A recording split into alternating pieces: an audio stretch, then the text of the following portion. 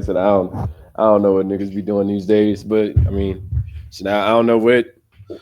I won't go back to Mississippi, so I told you that in general. So hopefully he living good and he don't need me to visit. That nigga said he ain't even going back to visit. Nah, I don't, and it's funny. This is what we was talking, with. Welcome everybody to the Reality or Not podcast with your homie, DJ Reality, and you got your boy Brian Clancy, starter and founder of Nothing New Under the Sun podcast. How you doing, Brian? Man, I'm blessed and impressed. I'm blessed and impressed with the life that God gave me. And yourself, man?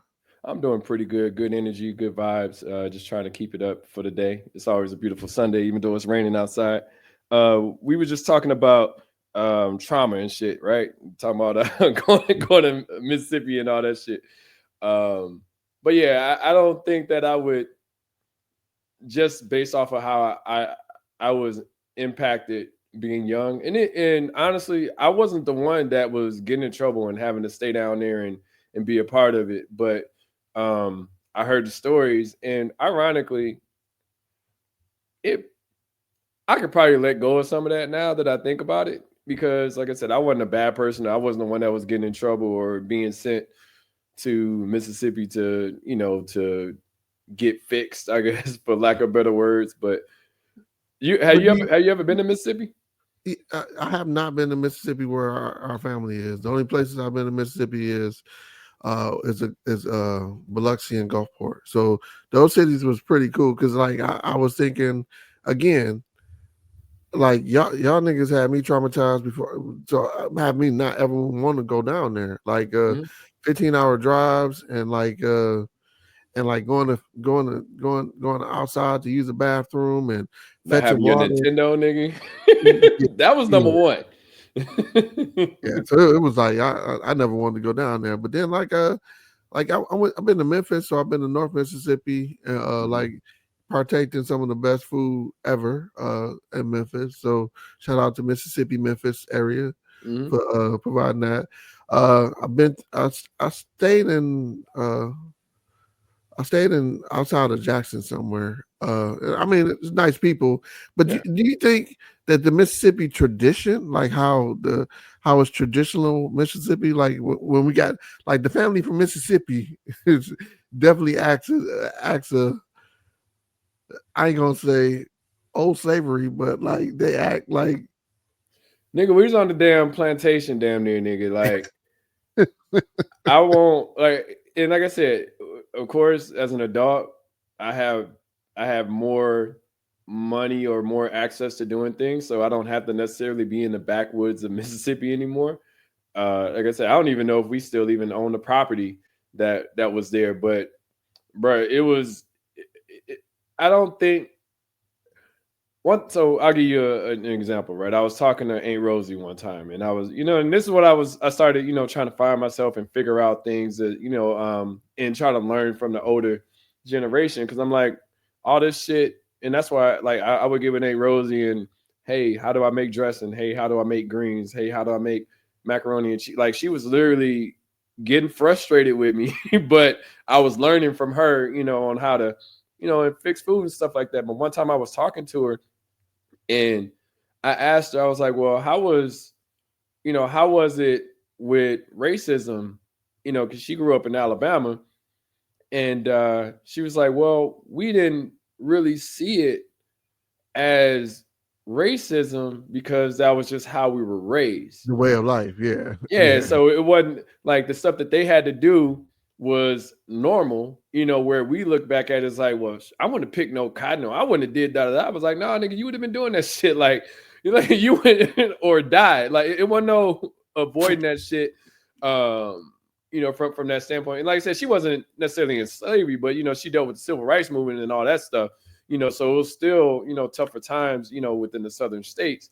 I But mean, people got to understand. Like my mom didn't even really truly was not born with the right to vote, right? She yeah, was born right around the civil rights the civil rights yeah, act, right? Where, you yep, know what I'm saying? So like it's not that far behind where they was conditioned to be like so like if you think about our parents, we only about two generations away from straight up slavery. You know what I'm Yeah. saying? Mm-hmm. It's been slavery, civil rights, and like, well, it's been yeah, it's Well, hell, been some. when did the women's voting was that around 1919? I think it was, Yeah, that was around the turn of the century for yes, sure. yeah. So like, say for instance, grandma, right? Grandma was born, I say 1929. So shit, she was she was 10 years removed, you know, from not being able to vote.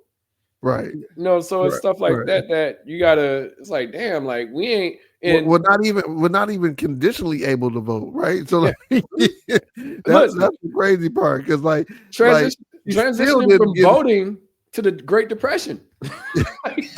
She was in the Great Depression. right, That's what was like, right. well, 1927, something around it. Like, it's just like, so you go from, almost having the right to vote. And then, mind you, having the right to vote, blacks having the right to vote. Yeah, that's what I'm I'm saying. not talking. It's another layer on top of that. So Yeah, we like ain't talking. We we just talking talk about white her people. gender being able to Yeah, vote, we right? talking white women being able to vote. We ain't Yeah, talking yeah. like, like we still was, 3/5, at that time. So, We still fight. Like I said, my mom was born in '61, mhm. and the Voters Right Act, the Civil Rights Act was, and the Voters Right and the Civil Rights, I think was around '68 and Yep, 68. '65. Yeah, with the late 60s, mid to late 60s. Yep. Yeah, Hmm. yeah, when they was killing all our leaders, you know what Hmm. I'm saying? Like, Hmm. so learning from history, when we stepping back, because that's basically what we're doing, right? We learn from history, Hmm. and that's one of the things that I'm trying to convey to people, right? Because Hmm. we know if we build it and it's successful, and uh, and they want it, they'll take it or they'll bomb it. You know what I'm saying? Hmm. So you look at the history of those cities that was black and that was built and that was successful, and like Rosewood, it's not just Black Wall Street. It was a couple cities where black people were flourishing and had their own thing and was really doing their thing, right? Hmm. Uh, so these are things that I'm taking, and then like if you got leaders that they can pay off, and I hate to say this, but Jesse Jackson was one of those leaders to me where he was just like, yo, write me the check, I'll deliver. Uh, so like I don't want one person in charge, because if one person in charge, they either destroy him, Puffy. No, no, let me stop. Hmm. But they'll either do a smear campaign on him to take the whole thing down, Hmm. or so you gotta kind of build it out that too big to fail and distribute it, right? So if you want something black and successful, these are the things that's clicking in my mind. Like, yo, it can't be concentrated black. Because Hmm. as soon as it get concentrated and you walk on that side of the street, and that side of the street look better than their side, they're like, how you, how you doing that? Like, no, Yeah. this should be us. Make America great again. Yeah. Uh, Listen, but look at that. Like, transitioning that now until like our generation now, from what the conversation that we're having, it's like we've been, and we was alluding to this before we even started. It's like you're talking about how, having a vehicle and you having to turn your music down before, like, if you pull up to a cop, or like if you see a cop or something like that. And it's like damn, like we've been conditioned to, and no, don't get me wrong, I mean, we're not going to be stupid either. It's like we know how we're protecting ourselves, but we've been conditioned to figure out ways to not disrupt, everything, so we don't die, or so we don't get murdered.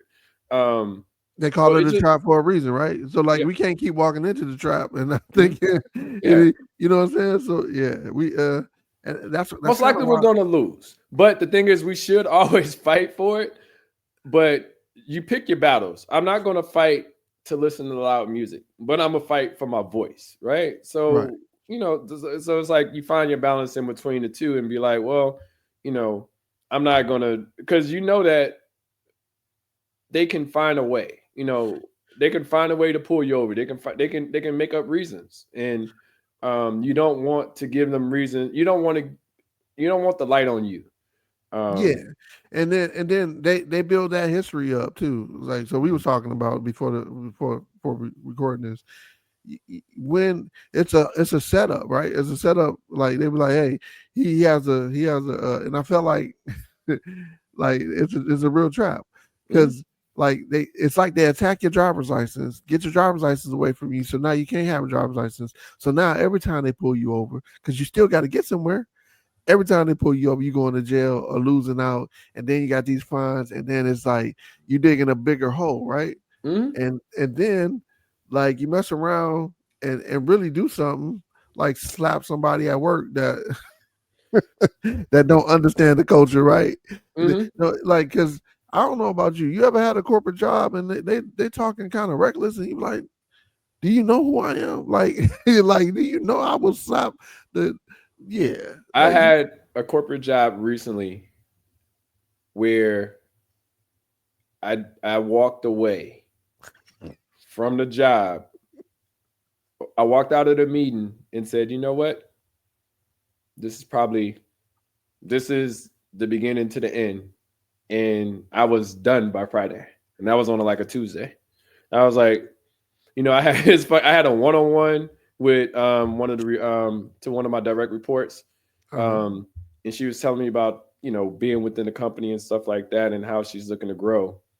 And I really had to break it down to it, and maybe like it was still good energy and a good thing to say to her, Hmm. but I was telling her, I was like, just read the room, and I think I might have mentioned this in this podcast before, but I told her, read the room.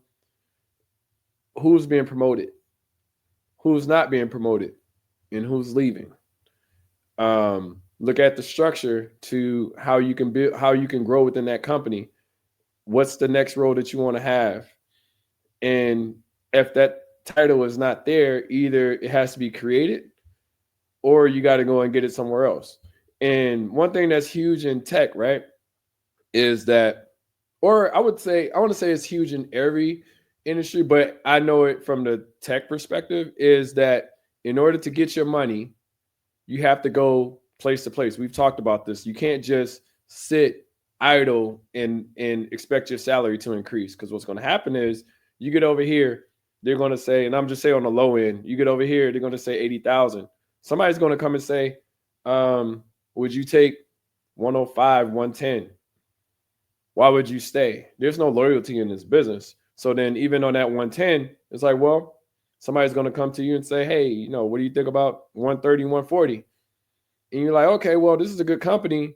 And then that's where like you start to, like, you have to find the balance in your relationship. Like, if you got great relationships within these companies, I have no problem with, but at the same time, sometimes companies try to keep you to a certain point that, okay, we're not going to give you um job security, but we're going to try to make sure that you're comfortable, so you get laid off, then now you thinking like, damn, I probably should have took that 130, 140, or 160, 170, or 200 or whatever.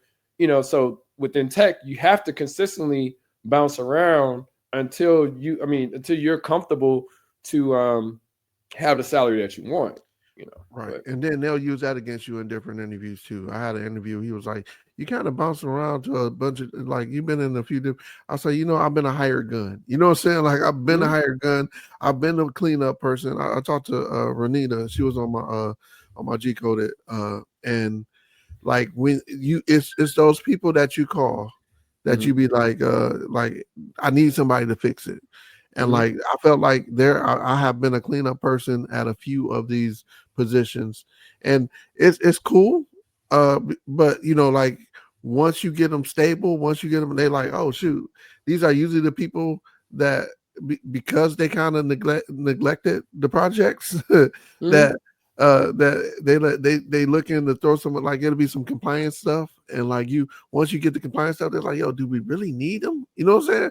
And I'm like, yo, Listen, so I go feel ahead. like the higher gun. But listen though, but fuck them though. This how this how I look at it. Like like, and this is where you get within your career, and it's harder to do this when you're young within your career. But at this point in time, it's like, well, so what drew the interest of me, or why are you interested in me if you see that I bounce, if you feel that I bounce around? what sticks out. I have to interview them just as much as they're interviewing me. Like Exactly. what makes me that interesting of a piece to even consider? Because sometimes they just looking at it from a high level. They ain't even reading all your shit. That's why I don't Yeah, even like. I focus on my resume just to make sure that stuff is in there. But at the same time, it's like, no, I want to ask you these questions. And I mean, it's an interview within the interview. I'm interviewing you just as much as you're interviewing me. I may not even want to work for your funky ass company. It's yeah. like, That's one of the main reasons why I asked you: are you growing or are you replacing somebody? You know what I'm saying? Like, mm-hmm, why did they leave?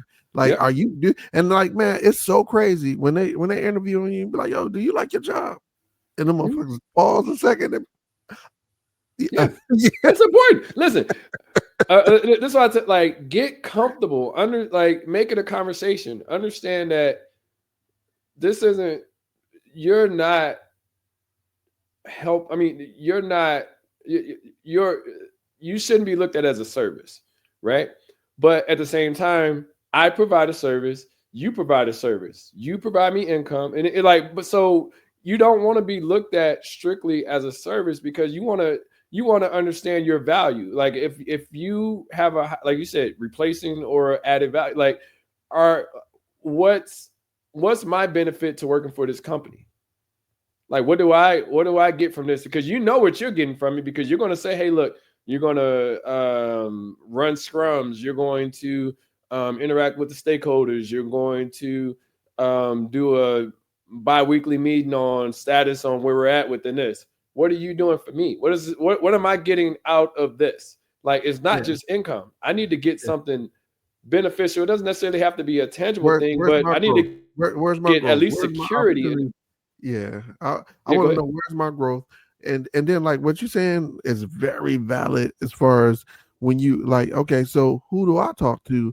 How are they receiving these? And like I had to learn this because they'll tell you all this fancy stuff in the interview, and then Mhm. the person is like, oh yeah, they don't work here no more, so you just gonna have to figure it out. And you be like, what?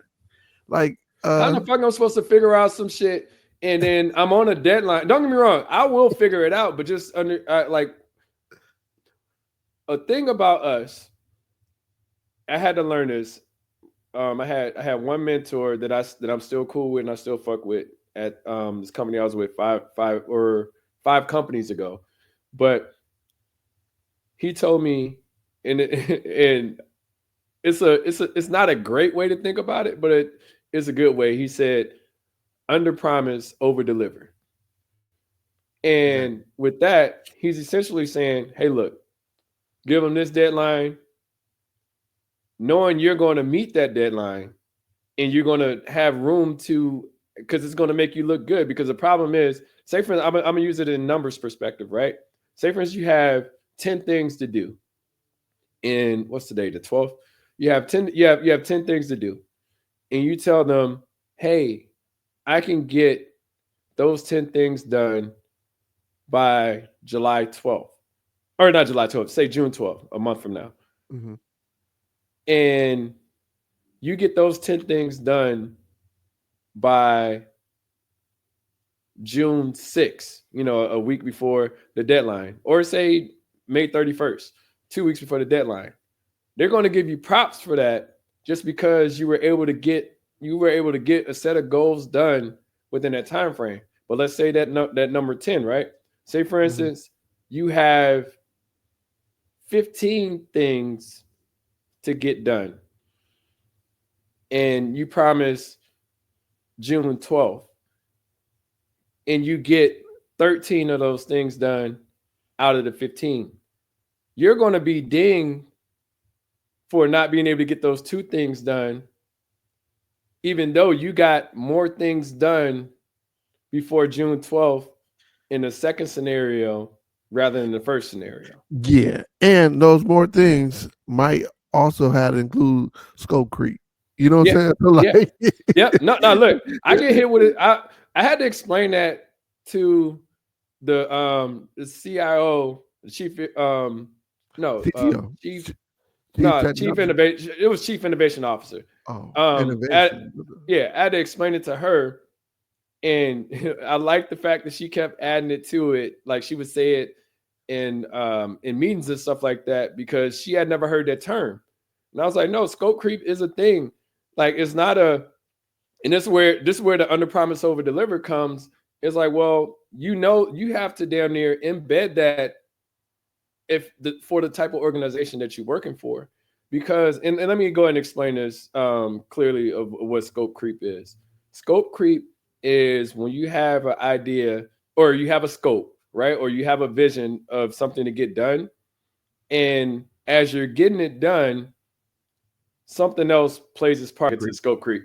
All right. So now you got a task. You got the ask. The requirement is you need a task. You need a task manager with multiple tasks where you can have multiple tasks and you can attach it to multiple events. Right Mm-hmm. now, those were the requirements. Once you start building that task, they start asking, "Hey, can we get some color coding?" You say, "Okay, that wasn't in it, but we can include that. That doesn't add much time to it." Okay. Then when they ask, can they get after they ask after you start creating that, they said, well, can we get a subtitle? And you said, well, subtitle for the main one or the subtask, right? Oh, Mm-hmm. well, we want it for the main one and the subtask with a title with a title. So you can have a title and I'm like, so what we started with was a task manager that you can assign to different events. What we end up getting, but what you end up asking for in addition to that is the scope creep. You know what I'm Mm-hmm. saying? Yeah. And so like we get it all the time in development because we do Oh, yeah. something You want to and change one thing from something else, and that wasn't what was expected. yeah, You know. and that wasn't what was the requirements, the base requirements, right? Mm-hmm. Now we always and like changing color a lot of times doesn't really it's not a big ask, Mm-hmm. but it's when you say I wanted to change color when you move it into this column, you know what I'm saying? Or when it moves into this when the event that is tied to is behind, right? So you be like, Mm-hmm. oh shoot, so now I got to do some math in the background to make sure Yep. but those are people want, and then they want more, right? Mm-hmm. When Prince said never satisfied, that's what scope is, scope creep, and it's creep because they slowly introduce it as you in development. We try to show you what we're working on so you can see in an agile environment, so you can see um, exactly what you're getting. So we not deviating away from what your request is, right? Yep. Uh, but then is And, when you and it get never there. gets done. Yes. So Yes. and that's the bottom line. Like you'll say, hey, I need. I mean, you say from the color coding perspective, I needed to look purple. Then you say, hey, I needed to look green. It's like, well, within the original statement of work, you asked for purple. So now I got to figure out how to transition it to green. And then you're like, well, can you add +4? Just adding things to it. And that's the whole idea. It keeps creeping up on you because you're doing ask for the business, but you just got to be conscious and say, hey, look, let's have this project and then move on to the next project of iterations. Iterations is a huge part of tech. It's not like black and white, but when you write it out, it's like, okay, you can add some things, but you can't add too much or it'll never get completed. Right. So Yeah. Low key, the our our my bad. I apologize. I was going delays versus, and I'm glad that you cleared it up. And I thought about, I was like, oh shoot, I'm explaining it the wrong way. So I'm glad that you broke it down like that. That's dope. So oh yeah, man. This is like I said, but our reunion is all scope creep to me now because like I kind of signed on to the reunion just to help where I was needed, and now I built a few things on top of it, like and it's like and then listen, they want more. listen, anything that you need help with, let me know. I just know that. I mean, I'm looking at it and I'm just like, yeah, that is a prime example of a scope. Because this is my problem sometimes with people, right? They want it their way, but they don't want to be a part of it, right? So they want to be close enough to it to be like, oh, this is my 30-year anniversary, but they don't want to provide input. Or not to say they don't want to provide input, they don't want to provide themselves as input in order to get things done. They just expect somebody else to hand it off to them, and because it's easier for people to be on the outside looking in and complaining about it than being a part of it. And Exactly. being a part of it is what makes you proud of the things that you've done, right? Like being a part of it, like if I'm a part of something and it's successful, then I stand on that, right? I'm like, yes, I have my input, I did that. But if something doesn't be if something isn't successful and you don't have input on it, that gives you the right to complain from the outside. It doesn't give you the right to complain, but it gives you the right to complain. With like, well, shoot, if I had did this, or if I was part of it, Yeah, it wouldn't have went. It would have went a little bit different. It's like, well, no, you've had a welcoming path to be a part of this process, yeah, and it just depends on how people are. Like, this is where, and this kind of, oh, this is one of the topics that I talk or that I sent over to you as far as like protecting your energy, right? yeah. So in that scenario, how do you, and we could talk about this as an overall thing, but how do you protect your energy on something that in I don't want to. I'll give some of the details of I mean, you're invested in this, whether it's with your time, whether it's financially. So how do you protect your energy with people that do not have anything invested in this yet, with the exception of considering participating? Man, so that's a very good observation that you see, because like I think I kind of lost my I kind of lost my status quo as Brian, because I let it get to me. Because I'm Right. like, Listen, yo, these, you these could literally motherfuckers. walk away from this shit and I would not fault you. Like your life is not dependent on this, right? Like, don't get me wrong, this is all our free time.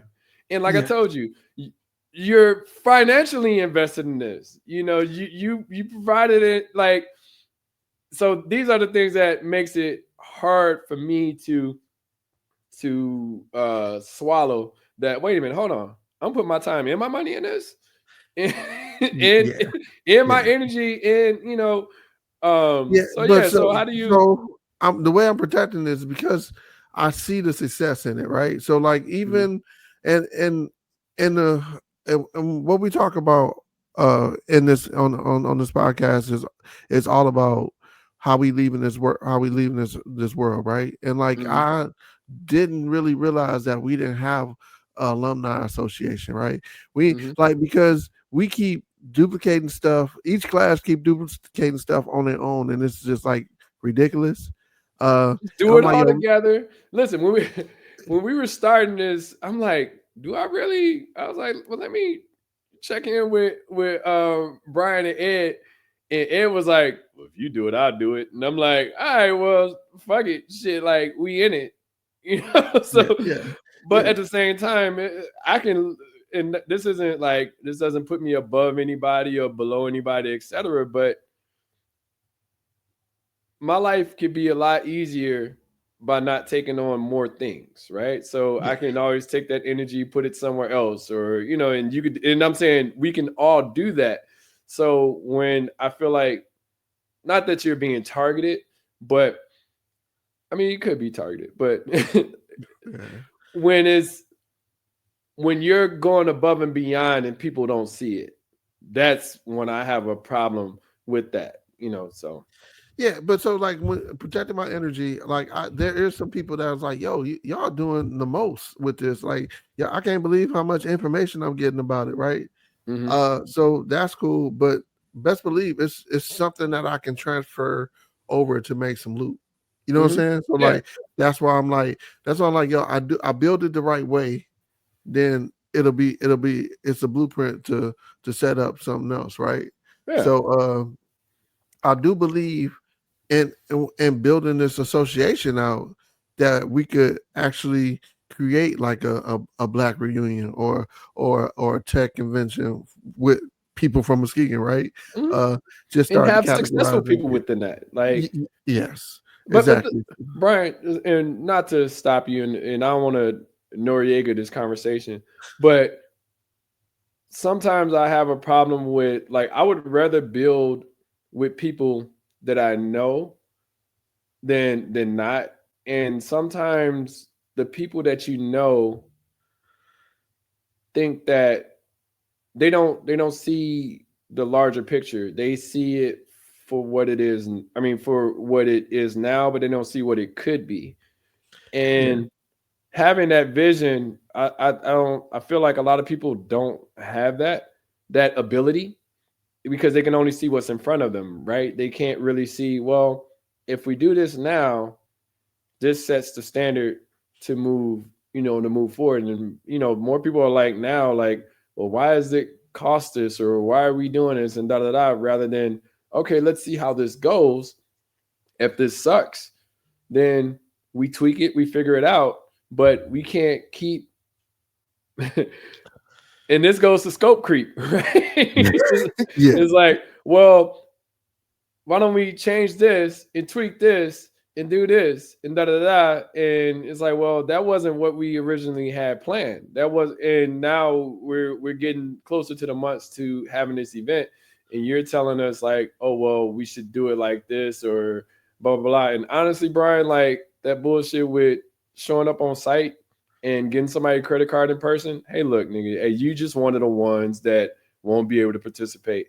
I like I'm not going to show up, nigga. You live in, I mean, you have property in Muskegon, but I'm not just gonna be showing up for that one person to be able to get their credit card payment. Like fuck them. and Like and, and I'm not. So like, and that's my thing. Like, like if I'm like I said, if I'm hanging out at the coffee shop or whatever, I'll drop Mhm. like y'all can find me. But Yeah. yeah. So like the people and then like so again. So you brought up three things that I was like, yo, the vision, right? For Hmm. one, like we need titles, and like I hate the fact that you need titles, but like to be over a 501c nonprofit, right? That's a title that you can carry into your career somewhere else, right? Hmm. So when I'm creating titles for people and I say, hey, look, I can put you in this position to do this. When I create a path from one project, G Code is the project that I'm using to help work on this thing, right? And we Hmm. have a success on this side. Like Hmm. the pieces start coming together like a puzzle, and then it looked better at the. But so the the minutia, the minutia, because you talked about that part. These are people that ain't really a part of it, but want to have something to say about it. You're gonna have those people, and you're gonna have people that can't follow simple directions. And I never understood how. Okay, now I'm okay with eliminating the exception to the rule at this point in life. Like, like the yeah, exception to the rule becomes that thorn in your side on compromising the whole thing, right? Like, I just feel like we have a process. Look, you go on Eventbrite, or you go to the site in general. You get what you got to get. If you ain't if you ain't doing shit online at this point in time in 2025, like, nigga, like I can't do nothing. Like, if you, if you're like the elder statesman, like I said, with like, I'm pretty sure your mom is like understands how to do some things online. She may not, she's not a programmer or anything like that, but she understands, like, if I need to do something, I can kind of figure it out. And I'm saying that older generation, if you're not within the, and not to be an elitist or anything like that, but if you're not, I mean, if you're of the 1995, um, you have dealt with tech in some you capacity. are Like, you in the didn't deal. middle of the tech boom of a different tech boom where the Yeah, internet went from some obscure only at colleges things barely made it to high school thing to actually a part of your life where yeah yeah, it's it is not as if you got to be programming or anything like that. Like within tech, you have a smartphone. That I'm not even going to. I'm saying like at a higher level, like like I don't know if you remember when we was over. I don't know if you remember this or not, but Lynn, uh, our cousin, she Have a still flip had a phone. flip phone, Yeah. She and keep. that shit was just beyond. I was like, okay, you keeping it OG, like that Yeah. shit blew my mind, But at the same time, it's like, well, if that's where you are within a generation, then you have to look at it like we want to include everybody, but there's going to be some missed people, that choose to, um, not be a part of it. I remember our cousin. I ain't gonna say her name, but she got mad at me when we were doing the family reunion in 2017, Uh-huh. and I had said like a little joke, blah blah blah, and it wasn't like she had said something about well, I didn't get no letter in the mail about this family reunion, but she's in the family reunion chat on Facebook saying it. So everybody that was on the Facebook, I mean, that everybody that's in the Facebook chat has been communicated that the family reunion was happening. So Yeah. I'm not about to sit up here and send you no fucking letter, and I'm already inviting you. You know what I'm saying? Like, I mean, her mom came, like, and that was like the last family reunion we had with A Merck. You know what I'm saying? It's just like, what the like. But the thing was, Man, and I was like, well, shit, you ain't got to come. And I was like, I'm just kidding, but I was just kidding. I wasn't like, she didn't come to none of the family reunion stuff that whole weekend. Whether it was at like and you're gonna her get those brother had a people and look, her say brother had a and fish that fry. We had a thing at Mona Lake. I DJ'd a thing at I forgot the name of that shit, but Tome, I ended up renting it from him, ended up having a party. We took most of the food that we had from Mona Lake, brought it there. Then we all went to church. Some people went to Michigan Adventure that day. But all that being said, she didn't come to anything just because she caught feelings. yeah, I can't and I can't I that, can't that I was can't protect your feelings. that was my third point Mhm. because when you're gonna have people complaining, and this is my rule of life that I learned. When you have people complaining, fuck it, do what you want to do. So the whole process is mine now. I own it. You know what I'm saying? Mhm. Like I said, fuck it. Y'all can't figure this shit out. Guess what?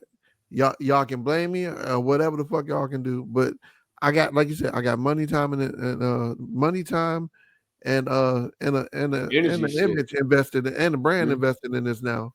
So Mhm. it's like okay, we gonna roll with my shots. So Yeah. now I got people wanting to justify. Like I just seen it just today. What we doing for those 3 days, motherfucker? Do it matter? But we do have like we Yeah, yeah, yeah. there is a what we're doing for those 3 days. Itinerary. There's Yeah, our itinerary. Yeah, out there. Like, so, yeah. oh man, so all that being said, man, like, so let me get this correct, and I can say that this is how I do it as far as protecting my energy.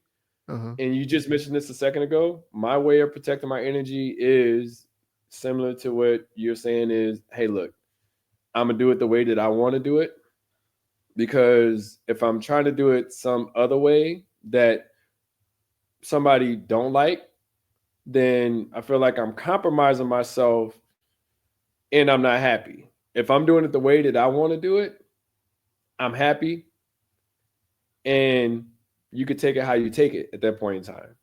Yeah. And I'm okay with that. Like, that's how I protect the energy, And don't get me wrong, I'm with compromising, but I'm not with other people not compromising. So, If that makes sense. Like, I'll adapt, and I'll listen, and I'll try to take in what you're saying. But but if you're it's just like steadfast, hey, look, I'm not. This is how it's got to be, And this comes, so it's a way to ask people for things. At least for me, that you can ask me one way, or you can ask me the wrong way. And you can ask me like, hey, what do you think about this? Can we potentially incorporate this? I think this would be a great idea. Versus, um we got to do it like this, or I don't think nobody's gonna do it, or we can't do it like that because it got to be done like this. Like it's a different way to ask people to do things versus like, I mean, because most of the time I'm like, you ask me the right way, I'll be like, sure, man, I don't care. Like you can ask me damn near for Yeah, anything if you ask me the right way. But if you ask me yeah. the wrong way, it's gonna like not sit well with me, and I'm just gonna do it But the way that I think sees fit. you have to, and so my other thing is you have to know your audience, right? Some of these Mm-hmm. people ain't never did nothing, they ain't never gonna do nothing. It is what it is, right? Mm-hmm. So you get to know these people, and like and what I've learned is that if you give people options, that and I've given people options and they just want to stir on the options, you gotta shit or get off the pot. And needs to be Don't the give first. people It options no more, needs to be Brian. the first people that'll be like, "Oh, what's your answer? What's your answer?" Or want to start some drama. I'm non-drama related, so it's like, "Hey, I put money in this pot. What you did? What you do? Look, Right? don't give. You put Listen, you the put less you put a little options money you in this give pot." people, So the less problems you have. so, Like I try but to then, not like give I more said, I than put my two wallet options. down. I put my wallet down. I put my wallet Uh-huh. down. And I say, "Hey, look, I put up where yours Mm-hmm. at. Shut the fuck Yep. up." Mm-hmm. You know what I'm saying? Listen, Like, listen, like, shut listen. the fuck up. If you give five options, people are going to argue with you about three of them. You What give is them that? two Parallel. options, most likely it's one thing they're going to argue with. You give them one option, they may consider something, or they may just say, "Well, if that don't work for me, then that one option works for you. Then I still go ahead and do what I was planning on doing anyways." It's like, Yeah, because like just like with the reunion, mm-hmm, like nobody even really said nothing back. You know what I'm saying? mm-hmm, Once I put it down, like, hey, this is what we're gonna do, and like I asked them for their input. It's too late now. You know what I'm saying? mm-hmm, Like yeah, the ball is in motion. Like you can hate me, you can blame me. I'm a big boy either way. You know what I'm saying? So like mm-hmm, I protect my energy by saying, look, motherfuckers, like it's me. I stand on my word. I did what I said I was gonna do. What? You know what I'm saying? But you said one of the biggest things. You stood on it. A lot of people don't like to stand on it. Like a lot of people don't like to commit, and that's just I never understood that. Like I'm gonna commit one way or the other, whether I commit to not fucking with it or I commit to being a part of it. But I just know that a lot of people got one foot in and one foot out. And that's always tough to do things. And this is kind of like one of the topics was it doesn't necessarily have to like being proactive versus reactive, right? Like you being proactive was like, well, let me shoot this message out. This is the plan. This, I mean, it wasn't like you just shot that out willy nilly. I mean, you contacted, people to say, hey, what do you think about this? And got input and knew that, people were going to back you, you know, um, versus like, okay, well, now you're being reactive to trying to figure out like, not, we're not changing the game at the bottom of the ninth inning. Like it is what it is if nobody says anything. But the thing is, it doesn't necessarily have to be hard coded if people provide the input. People will wait to the last minute and be like, well, I think we should do it over here in Grand Haven or something like that, just as an example, yeah. rather than, and trying to switch up the whole game, which is what we alluded to with scope creep, is that people people are very indecisive and you got to have things in place to have successful events. Well, see, and I know you know about it because you've been on vacation with people, and then they all looked at you like, "What we gonna do?" Right? And you like, "Shit, I was on vacation. I had no idea that I was supposed to be planning this shit." But Yeah. I guess and then like I tell people all the time, too much is given, much is expected. And so like Mm-hmm. getting involved in this project, because like I ain't been in this is my first and probably my last reunion I'm going to for my class. Mm-hmm. I'm You go definitely to gonna the do 35th one, man. You go to. I'm definitely doing a black one though too. Like I think that we Mm-hmm. should do a black one, and I think we should do like like a tribal one too. And like all this is put together so people can stop saying what we should do and actually do some stuff, right? I That hate talkers. I hate people that only talk about things and be like, well, I want to do this. It's like, bro, we are in a society that pretty much anything that you want to do, and people could say whatever about America. I don't want to live nowhere else. And I say that I might as retire in, in Costa Rica. yeah, I mean, I would like, I feel like, don't get me wrong. I mean, I'm saying like there's benefits to staying in these other places, but there's other limits that messes me up. Like it's like I would love to live, as an example, Costa Rica, but I don't want to deal with Costa Rican internet. It's like it's stuff like that I worry about. I'm like, well, we got it. I remember I went to Cuba, and Cuba was dope, like visually. Yeah, But if you really look at Cuba, Cuba is so behind. it's Um, antiquated. I mean, like yeah, they grid and everything is antiquated. I mean, they've been on the embargo. They have been on the embargo for what 40 years. 1970 or 1972, 70. So the thing, and I'm looking at it from a high level view. I'm like, damn, like, I mean, I'm talking about like you got like it looks dope. It's one of those things. It's good for a photo op, but it ain't good to live in my opinion.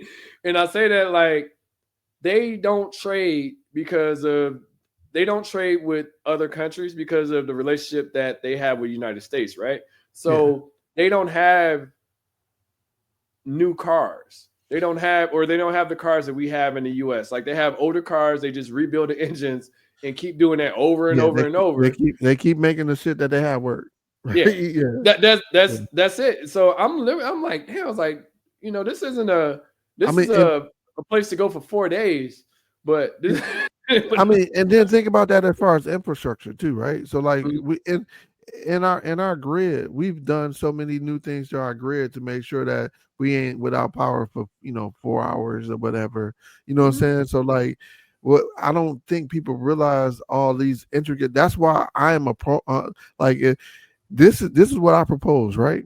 And mhm, I hope that I can get it to somebody who can actually do something, but mhm, in junior high, we went to junior high, but middle school or whatever, I think they mhm, need to stay at least like students need to stay at least 2 months on an Indian reserve or Mexico, right?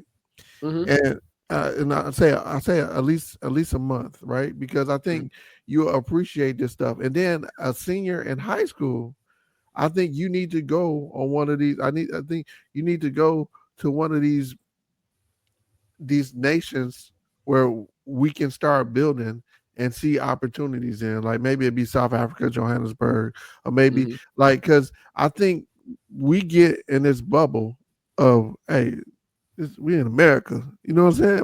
mhm. America, we expect the water to be water everywhere, you know what I'm saying? Like Yeah, we yeah. expect Oh, drinkable look, water. observing these things. I mean, bro, listen. Personally, going to college changed my perspective on all races. Like, I didn't even, bro. Like growing up in Muskegon, you was either black or white, and Oh, then Mexican. yeah, or Mexican. That Yeah. was it. Like, it was no in between. Like, and even like I mean, it was like was it Monica and Rachel, like them were the only Mexican people that I could think of that I Well, knew you growing remember up with. Alex and them that used to live on Park Street too, like right down the street from the court. From yeah, we had, and then like I and look, even look, they might have had a Mexican name, but I consider them white or black. Like, I'm just saying, like it's and then if you was native, you was probably Mexican, like right. listen, bro. But then going to college, like seeing crew like Cultural de la Raza Unidas or APASO, Asian Pacific American. I forgot what the SO stands. I think it's something association or I forgot APASO, but the Asian Pacific, and seeing all of these groups and stuff like that, like you know, grow. I feel exactly what you're saying as far as being exposed to more than what you grew up with, because I only knew it as black and white. Yeah, But sometimes I feel with people we ignore knowledge just to be ignorant. And It's more convenient, right? yeah, it's more yeah. comfortable to be stupid than like. I mean, I feel that. Like I thought about the Bible and everything. I was like, man, this is heavy as hell. Why Mm-hmm. can't I just? Mm-hmm. Listen, I still remember. I was like, wait a minute, like, I remember this dude, right? I'm still cool with him to this day. His name is Timotei. And I remember I was talking to this is my first icebreaker at Michigan State. And I'm walking in the union and shit of my first party at Michigan State. And I'm walking in the union with Corey. And I was like, oh damn, man, she got some ass. And he's like, no, no, no. He's like, he's like, and I was like, wait, what do you mean? I was like, oh, he's like, that's a dude. And I was like, no, it ain't. I was like, that's a chick. He's like, nah, man, that's Timotei. And I was like, Timotei? I was like, I don't know who. I'm literally my first week of school. I don't know nothing. But I was like, oh snap, that is a dude. And like I said, I ain't got no problem with gay people or anything like that. But and I know what I'm attracted to, so I would say I'm attracted fully to women. But that shit blew my mind. I was like, it blew my mind as in nobody was out. You know what I'm saying? And like I ain't gonna say his name, but we knew that he was gay, growing up. You know what I'm saying? Yeah. But we just I let mean, him we've be. always had them feminine dudes around. I mean, like Yeah, it's yeah, but we let them be them. It wasn't yeah, like, it's like, you gay or you the F word or yeah, yeah. anything I, like that. But at the same time, it wasn't out there the way that I was exposed to it. Now, like I said, I'm looking at the ass of somebody right there, and oh shoot, that's a whole ass nigga. Like, you're like, whoa, yeah, like the it game didn't really change, right? And look, it's and it blew man, my mind, and it really blew my mind to what I was exposed to, just from that, and just getting that. Even if I finished, but even like you get a semester or two at college, just seeing the difference in people and getting to know people, man. because now I communicate mostly with people I went to college with and people I went to high school with, so having that bridge um, gave me exposure. Plus, it gave me, friends that I have for life, or associates, Yeah, friends, or and whatever I see, have for like life. when I went to school, I found out what I found out what affluence mean. Like I found out like when I went to GMI and I was like, Mm-hmm. yo, this dude got a BMW, like a new BMW, and Mm-hmm. he just a kid. You know what I'm saying? Like, Mm-hmm. nigga, did your dad get this to you? You know what I'm saying? Mm-hmm. Like, and Yeah. they giving BMWs to a student that goes to a General Motors Institute. You know what I'm saying? I'm like, like make it make sense to me, right? I found out that people lived a whole way different than I did. Like I think I I was found so a new poor. I found Like, a new way of looking at that money. Like people you looked at money as a resource and not a lifeline. Because to me, it's always been a lifeline, right? yeah, Um, that's a resource, not a like. I like that. Listen, man, when I got to state, my mom gave me $20 and told me to eat in the cab. Like $20. I didn't have no job at the time because I was just getting on campus. I ended up working at Imperial Sports while I was there, oh, but you ain't get no work study? nah, I didn't have it right off the rip. Like I didn't Oh, have no money. Like, yeah. See, I had to learn because I had to get a work study quick because like the man was like they told you in the orientation the good work studies get ate up quick. So I was like, shoot, and I got my work study like that first week I was there, and then Jim, I started. I was in school in July 10th, so it was like wow, uh, mhm. I'm in here, I, but but bro, listen, she gave me $20 and told me to figure it out. Like it wasn't. It nigga, wasn't. Can you imagine having $20? Like, no, I used to. This is what I tell people all the time. People say, well, you grew up a certain way. I was like, no, I was like, it may have looked like that, but everything I got, outside of, I got school clothes and stuff like that, but, I had to it play wasn't the school sports. clothes you wanted it. He went, Yeah, right. Look, niggas over here got used jeans on, and I'm just, wearing yeah. shit and shit, or fucking JC Penney's, and it wasn't. I was clothed, but at the same time, it wasn't no extra. benefits that I was getting. I still remember like it was like 1 year in the 8th grade. I felt like, okay, I'm getting some stuff, but I still didn't get like a lot of things. Like I remember, but I got those things because I played sports. And I learned, I was like, oh shoot, if I play sports, I could get shoes. So then Yeah, because you that's why I gotta was have the like, well, equipment for this. try to Yeah. play every sport that I could. And your So mom was a outside of baseball player, so she a softball player, so she understood that, right? that, shit, Yeah, I was wearing my mom old British Knights and shit and yeah, all that shit like yeah. until I couldn't fit them no more. So it just is what it is. But number I wasn't like flat out poor, but shit, we had like because it was good. We had the government cheese, like Man, your if mom has always parlayed some way to get get yes, that good. Your mom, man, I used to come over listen, your my mom house. She mom's had hella cake. resourceful. Yeah, Uh, yeah, the yeah. most look, and this goes to what I was saying. How That one of the $20 things I spread. remember growing up, like I understood the resourceful part of my mom, that influenced me to where I'm at today, to be able to to figure out how to get the things that I want to get.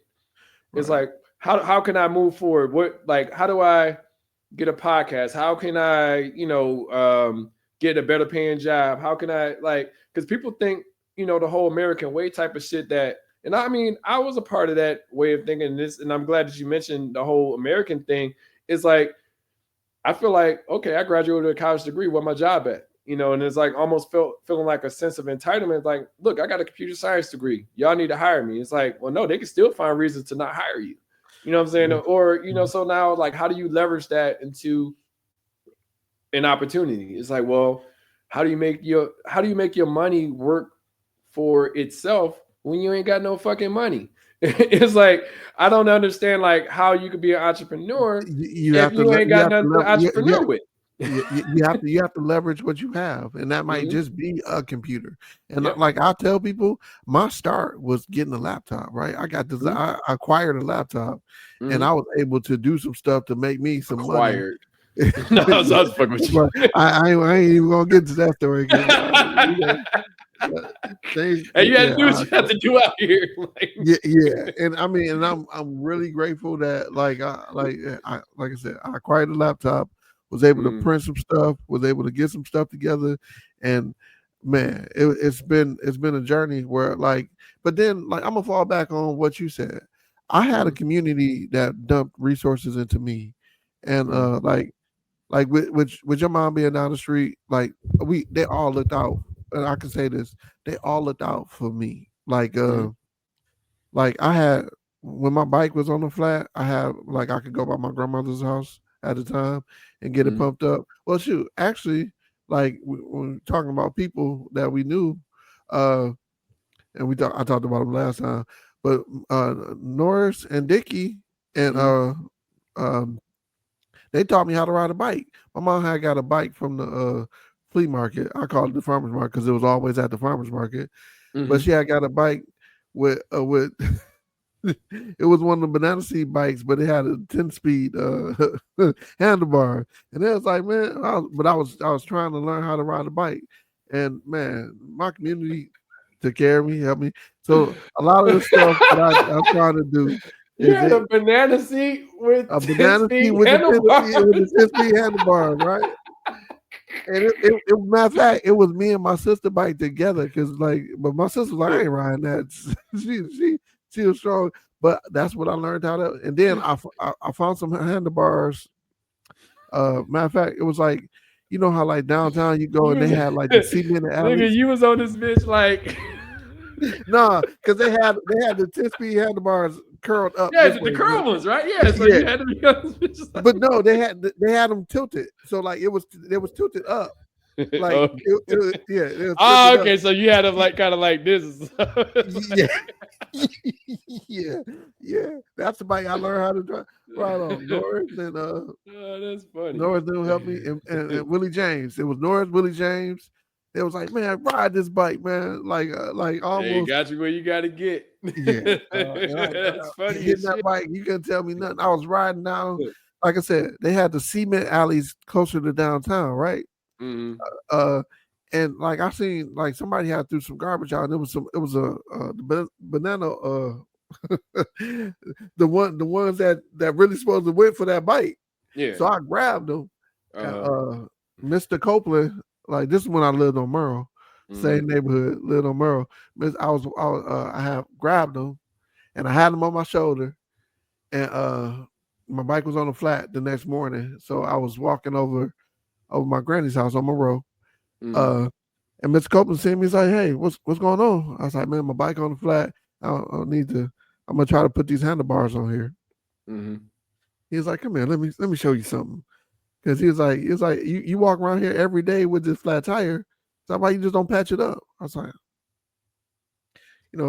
again, I Dog, don't have we no had no pad in my money and life. shit like that. And dog, Pat, you know it's funny, not to disrupt, but a patch probably, I'm trying to think, that shit was probably like $2. It was $1, dog. The patch kit was $1, dog. It was $1.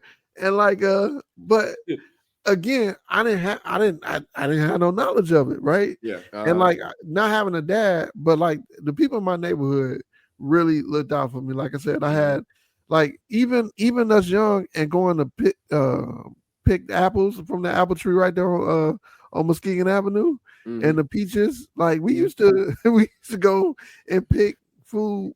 Nigga, I would still to this day not pick a fucking blueberry. I was I think I'm planting a blueberry tree in the backyard though, but to this day, I will not pick a fucking blueberry willfully.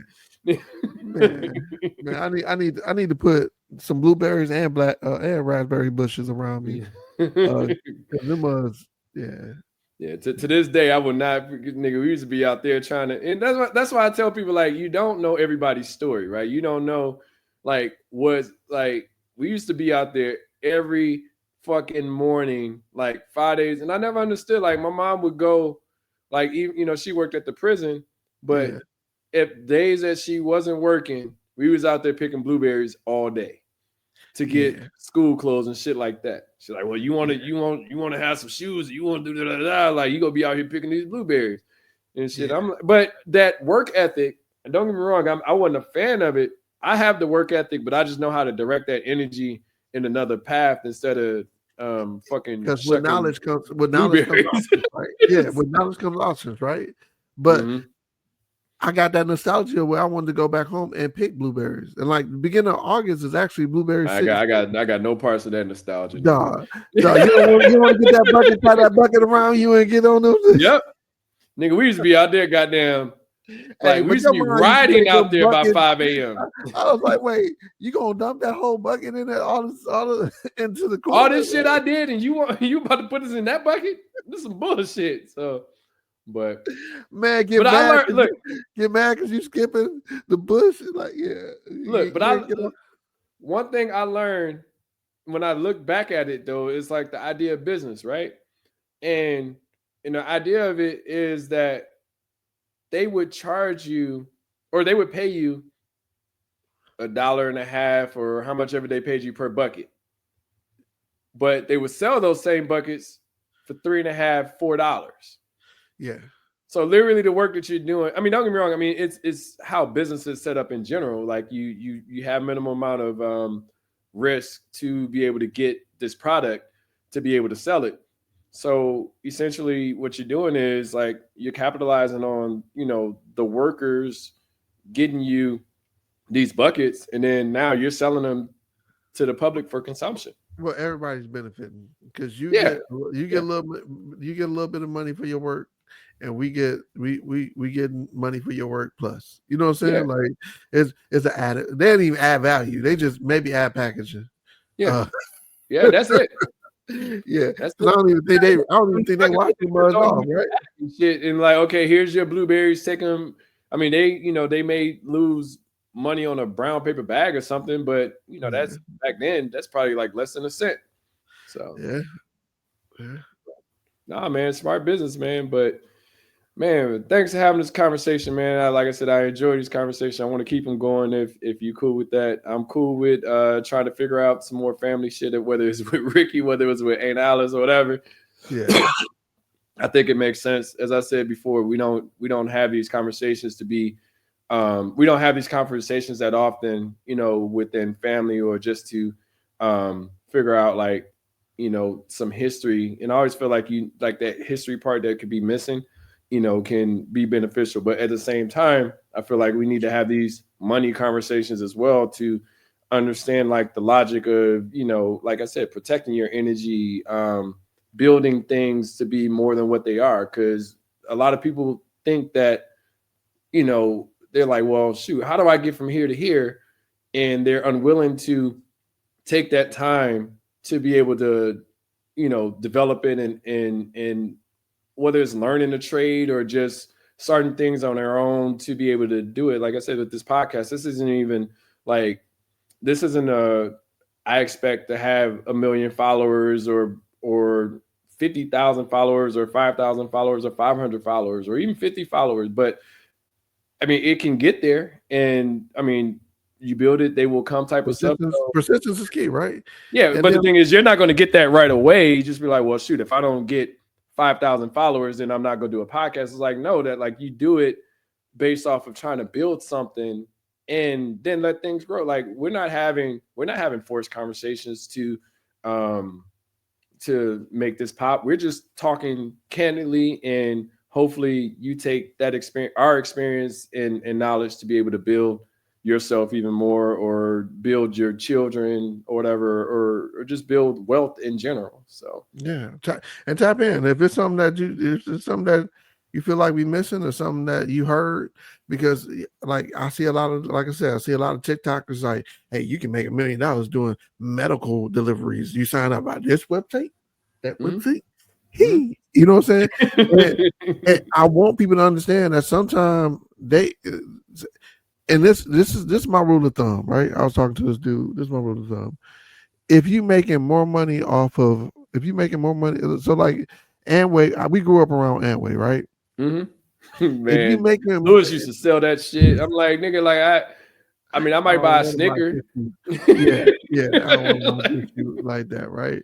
Mhm, But their business model, you know what I'm saying? The business model is they sell products, right? mhm. But they make more money by getting more people to sell products. Yeah, The if I'm the product, if getting more people, so like the I was talking original to triangle scheme. this, so I'll talk to this guy. He's an investor, right? And he was like, "Yo, Uh, I subscribe to this guy, and he makes a lot of money doing this.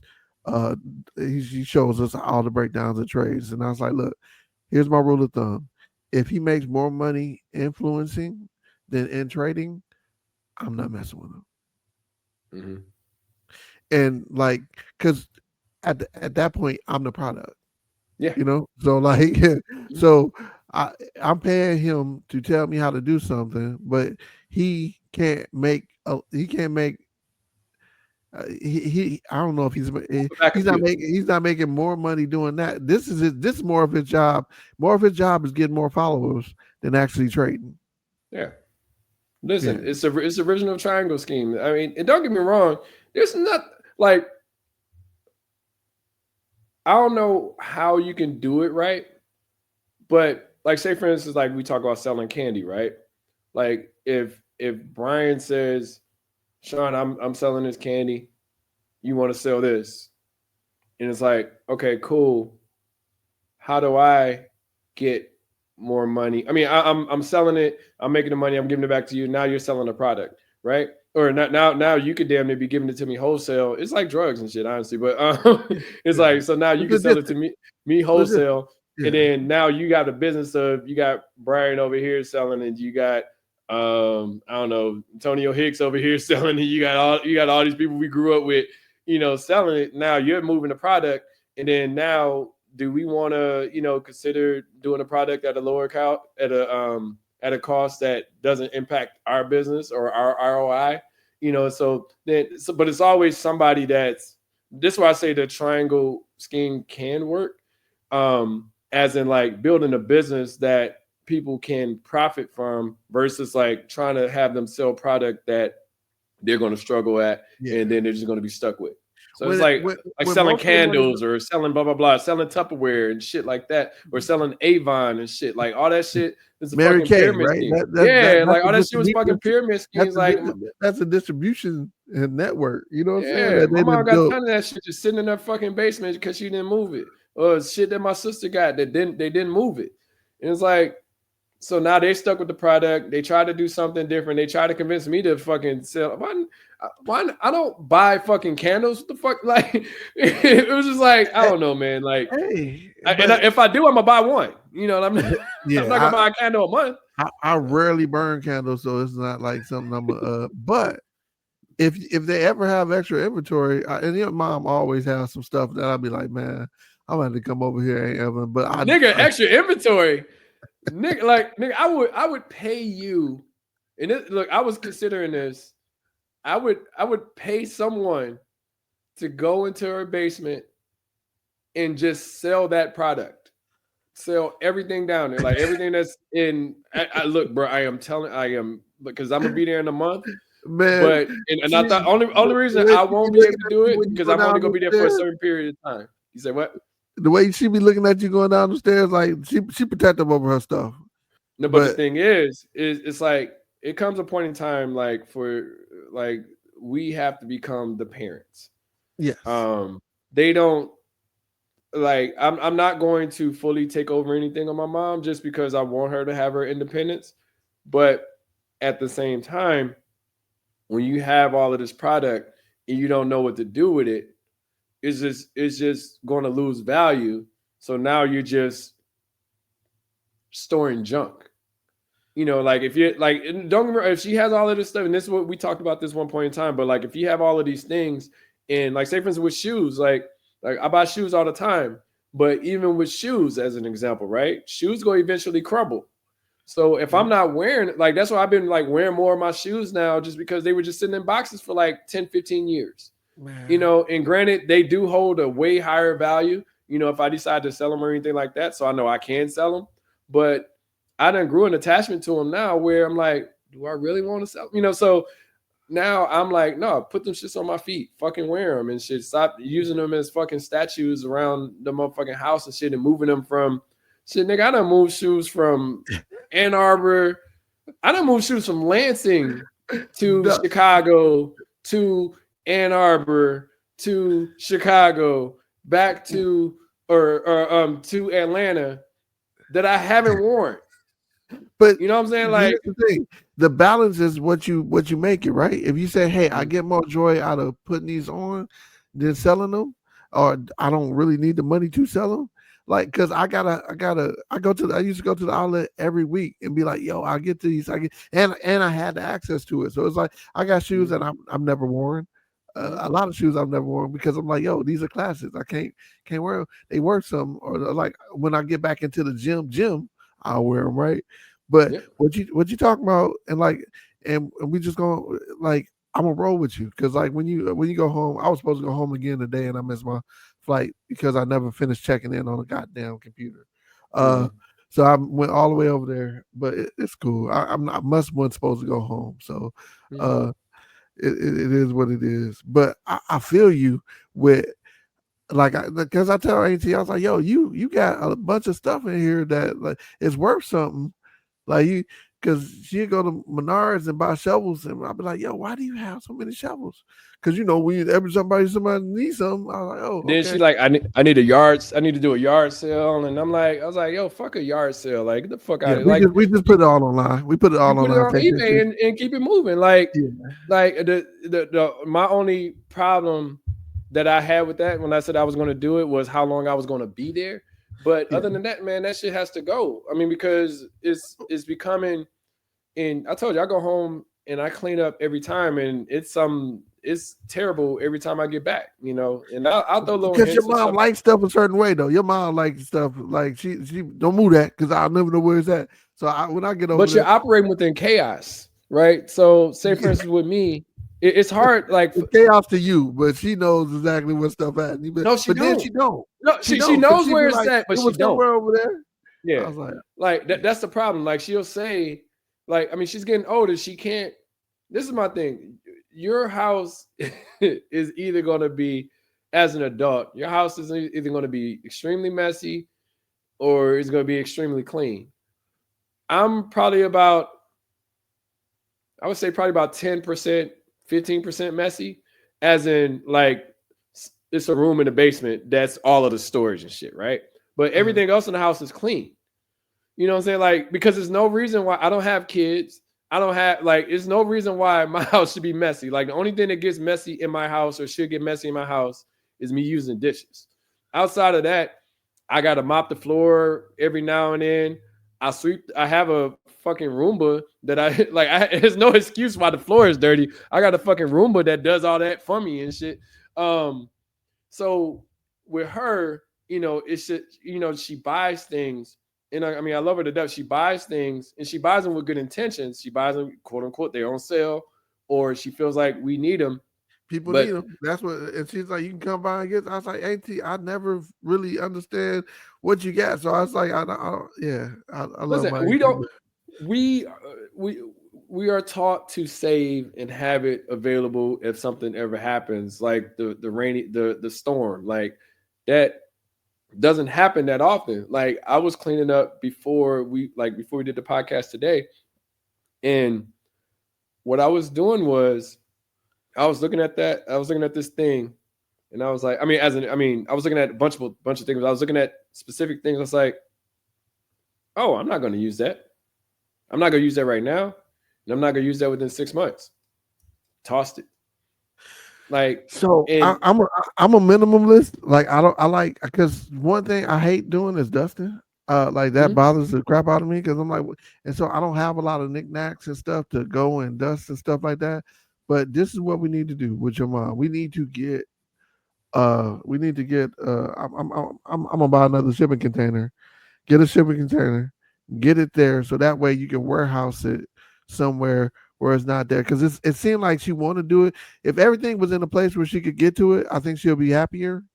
Uh, but like I I ship seen her all that shed, shit I to seen her motherfucking shed, Orlando and she and just sell put that shit. everything in her shed. I was like, Auntie, I thought we was gonna clean out the shed. Yeah, but I had to can't keep leaving stuff in there. I was like, you got this whole yard right here that I'm gonna build a house on. She was like, you want to build a house? Why not? Yeah, yeah. But sometimes people like I said, she looks at it from the view that she has as an adult, right? Her view, and this is what we talked about, whether it's, from civil rights or, just growing up differently. And her view is very small on what she can have versus, like, I put like this as an example. I always, like, I bring up Keurig's, right? She doesn't drink coffee at home. So why have a Keurig?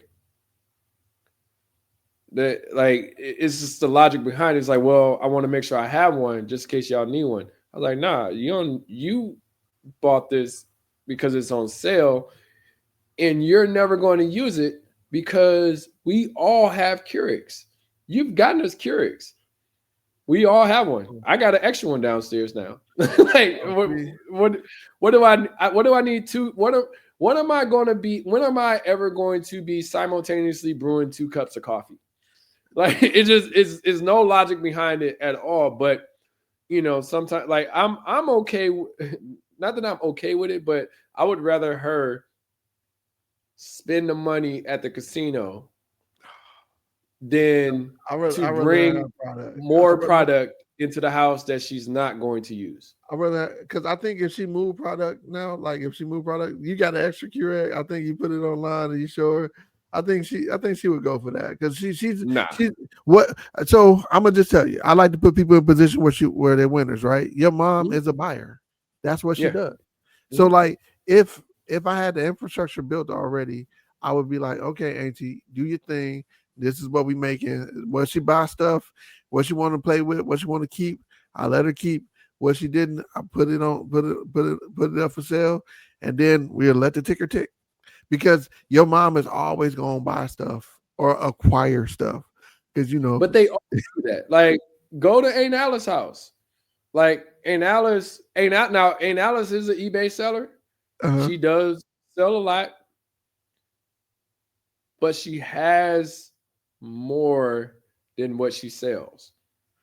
Oh, Like Aunt Alice will Aunt Alice will sell like she's a I think she's a what do you call it when you put the star by their name and shit like that. I think she's like a preferred go. seller or something like that. Yeah. But she still has more.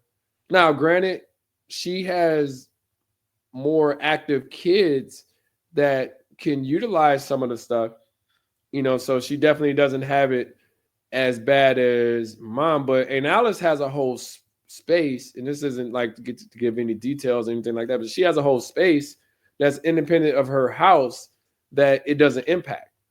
So if she Yeah. buys something, it's almost like it's similar to what I do, but I don't buy 75% of what either of them buy. But she has a whole room that she stores her things along with the laundry and all that stuff. So it doesn't impact like her 4-bedroom house. She does have a room that's getting out of hand, her office, but she Because literally it's only doesn't. her there, right? Yeah, it's only her. Yeah. Yeah, I mean, Yeah. the grandbabies that come through, Yeah.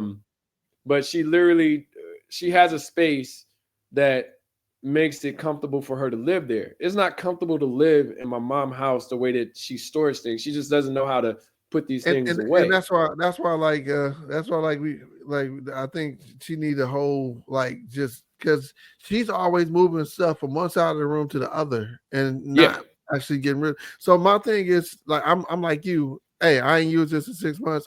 But I got suits that I haven't wore. But I'm like, yo, I ain't gonna throw the suit away because like I know it might be a reason I need to wear a suit. I gave all my suits away from like up until 2020 when I lost weight all the way up to 2023. I don't have any suits that I had in life before then. I can't fit them. Dog, look, when COVID hit, Uh-huh. I bought a bunch of suits in COVID. I was like, well, when we be able to go back outside, shoot, I'll be able to have this suit. Da da da. I now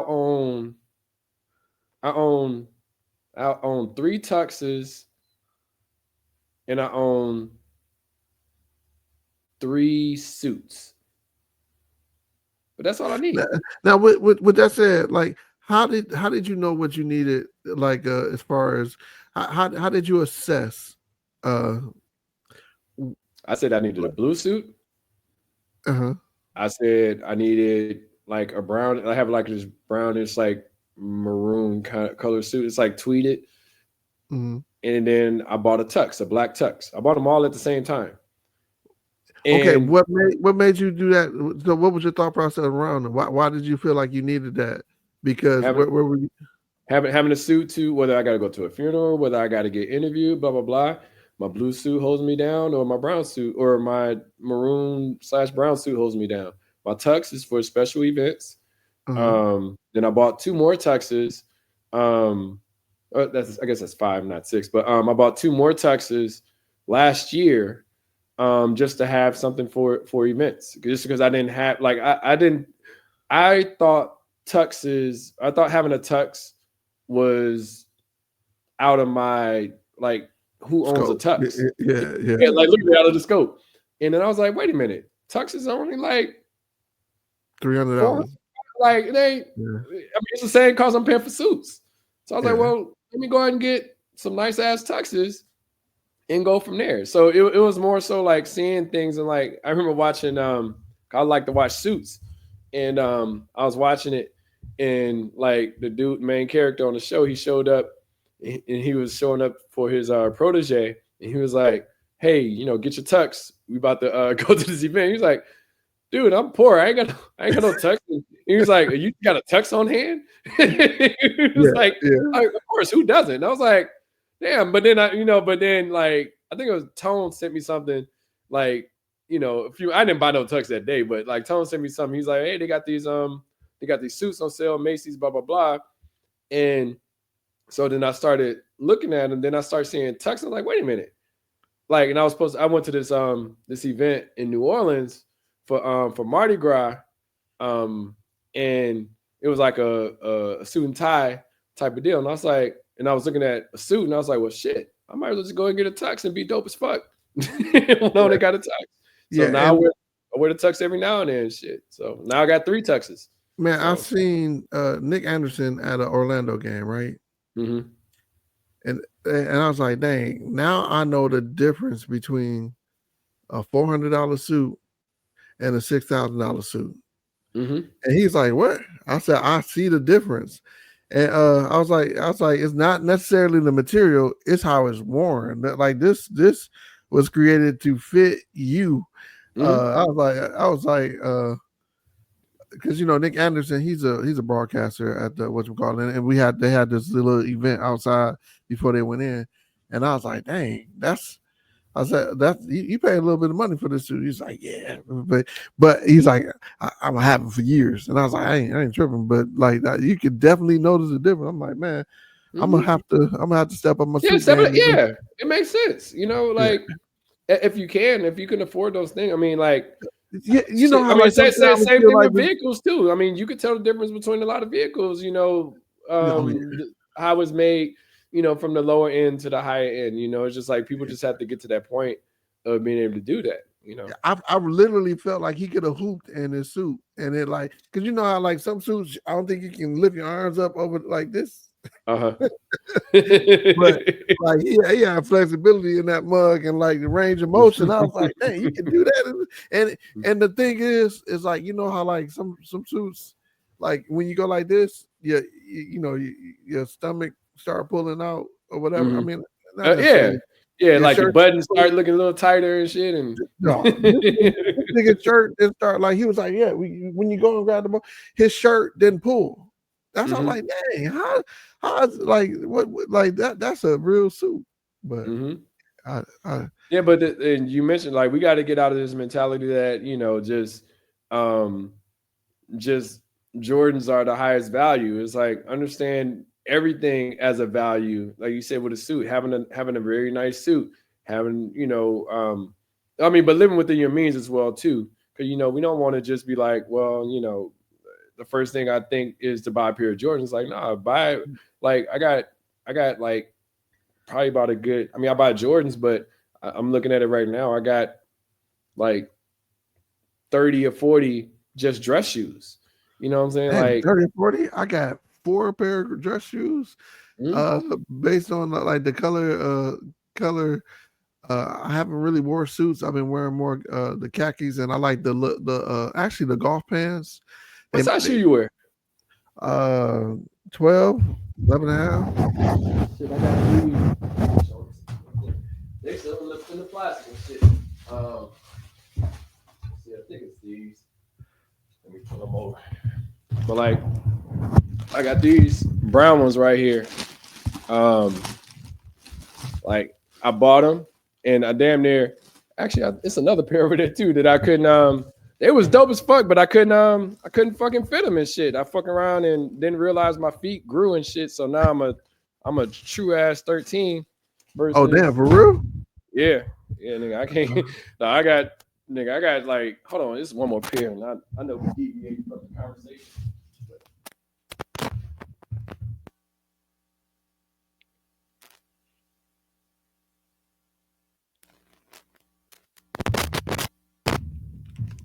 Oh yeah, my man. He got him shined up and polished up like he You said got him what? polished. I said he got him shined up and polished up too. Whew.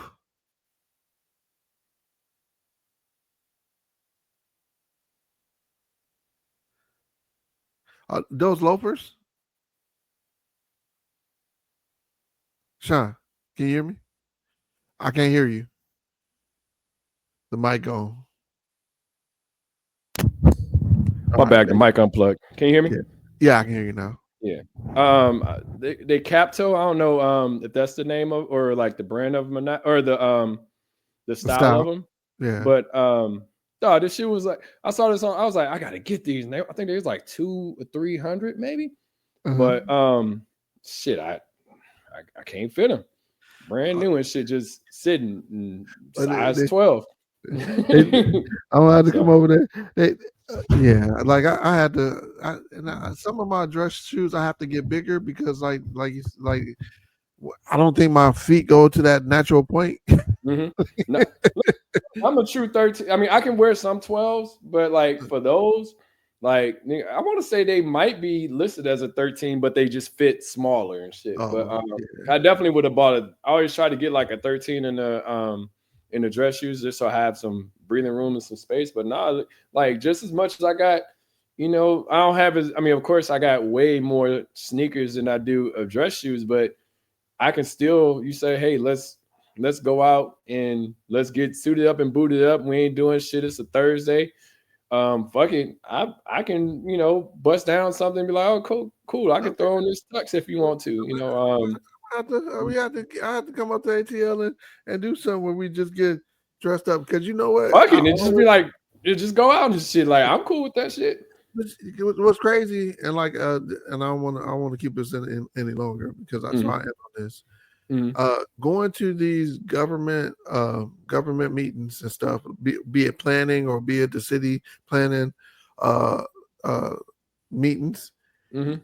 When you come up in there, especially if you can get more than one black person to come up in there in a suit, you can stop the whole room. Like I went in there and they was like they wanted to ask me who I was.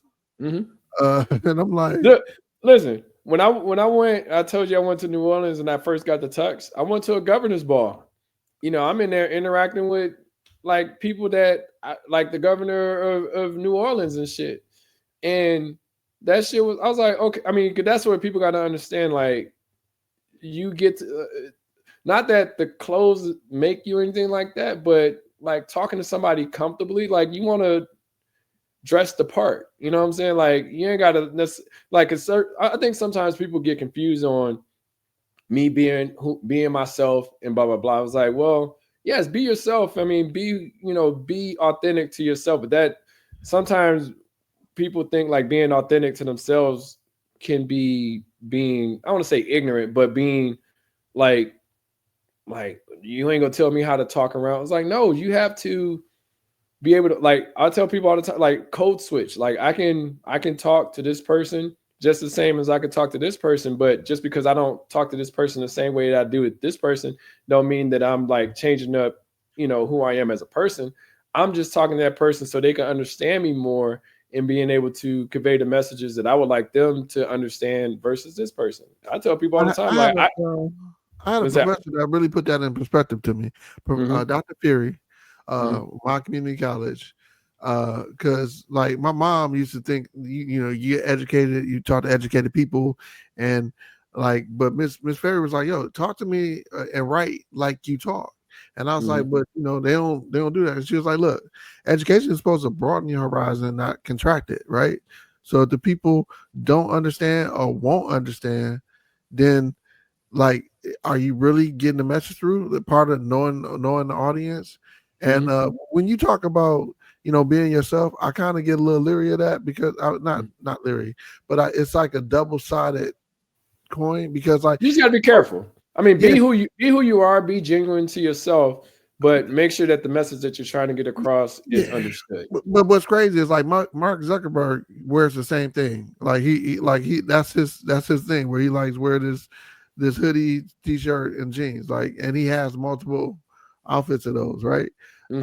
uh Dang, my battery about to die talking about that. So he wears those at events and kind of like bucks the trend, like, yo, I'm tech. This is what I do. So like I do get it to where like there's times where you like, yo, this is on brand, but you got to create the brand first. Yeah, like I was like you said, the Mark Zuckerberg thing. Mark created a lane to be able to do that. Like Mark was in rooms, at points in time trying to get funding, trying to talk the language. Now that he's able to be within those rooms comfortably, he can say, "Nah, I'm a, I wear a G string and a fucking bow tie if I want to. Y'all go respect who I am as Mark Zuckerberg." You Right. know, so Right. well, cool. Well, in the interest of time, thanks, bro. Great talking to you. Can't wait to have this conversation again. Thank you all for tuning in. Make sure you like, subscribe, say some dumb shit on the comments. I don't give a shit. And talk Or to you all some soon. smart stuff. We don't care if you're talking smart too, because I'm engaged. Engage me in the conversation. Let's go, because I'm all about growth. Yep. Yes, sir. And that's the most important thing, trying to get as much of what we have or what we've endured and understood within life and where we're continuously growing to help people see that as an example to be able to build and be dope as well. So, Right. cool. Yeah. All right. Now, you almost touched on therapy, and I'll say that for the next episode because All right. Cool. you Cool. know. All right. That therapy is important. But thank you all for listening. Appreciate it. Talk to you all soon. Peace.